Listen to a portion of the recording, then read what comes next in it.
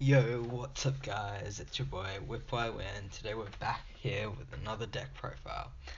This is a slightly modified version of the deck profile I did earlier in the week. This is a budget version, so we've cut the Souls and the Dragoon package and just some other cards that were quite expensive.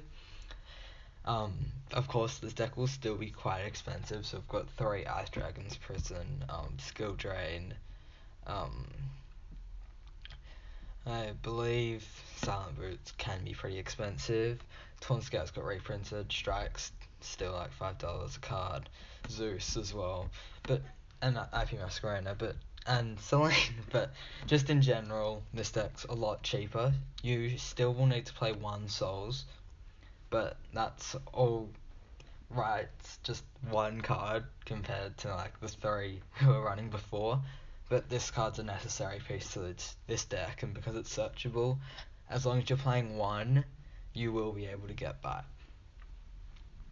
If you can't play 1 just because it's too expensive, then I do recommend another Magician of Dark Illusion. This card was like almost making my top cut for Dark Magician deck, but it not I guess unfortunately, but didn't make the top cut just because Magician Souls does this, but pretty much just better. They also have their unique things, but Magician Souls is just better overall. Okay, we'll get through this pretty quickly, just because we've already covered this deck profile. Okay, so we've got Triple Dark Magician, Dark Magician Girl, Magician's Rod, the Souls that I talked about, Magician of Dark Illusion. This card's pretty great. So you can easily, we've got so many trap cards, so you can easily activate them to special summon this card. And then you can also easily revive Dark Magician from your graveyard, because again, we've got so many spell and most of our deck is spell and trap cards, so we can summon it back, and then we can go into a rank 7 and then go into Zeus. Then we've got Skilled Dark Magician. This card's great because often your opponent will play maybe 1 or 2 spell cards.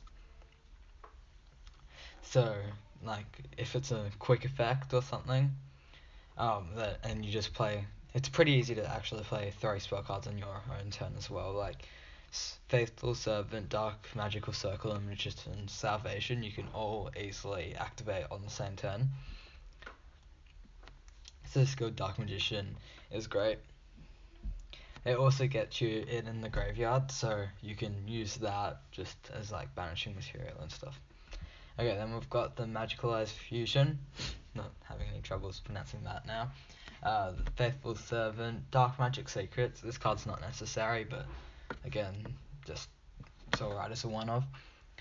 Dark Magical Circle, Magician's Salvation, Storming Mirror Force. This card's great. Often your opponent will end on a ton of extra deck monsters, so returning them to the extra deck is an amazing effect. Ice Dragons Prison. This is the only trap we're now playing 3 of, just because it's so insane. But yeah, if you can't, if you don't want to buy 3, then you can just buy 2 and play 3 Torrential Tribute. It's still an amazing card, and they both come up better in different situations. Then we have Eternal Soul. Amazing. You can play 3 of it now, and like maybe you could even scrap Ice Dragon's Prison just because we've got a few cards. Then we've got Gozen Match and Rivalry. As you can see, we're only playing 2 now. Not so necessary, plus we cut them down just so we can fit room for something I'll talk about later. Then we've got Skill Drain. This card's amazing, but just because often like this card's about beating over this deck's about beating over your opponent with control. So Skill Drain is amazing. We can also make this deck quite competitive. Then we have Solemn Strike, again, negate monster effects, amazing. Then we have Phantom Knights package. So this package works amazing in this deck. So we want to summon Rusty Bardiche, and then we can, I think, combo off to get these 2 trap cards, which get plus another body on the field, which allows a negate and then 2 bodies, because this is another body, plus you can activate it on the turn when you summon it. I mean, if you have the turn you set it, if you have no spell traps in your graveyard. So this is a great package. You don't have to play it, and then if you're not playing it, then you just play 3 of some of these traps. Then onto the extra deck, it's pretty much the same, so that's all the same. I think we added Cerberus in, but apart from that, no changes. Then for the last 2 spots, we have 5 options. So we've got Access Code Talker. This is expensive, but if you have access to it, then it's probably the best out of all these to put in.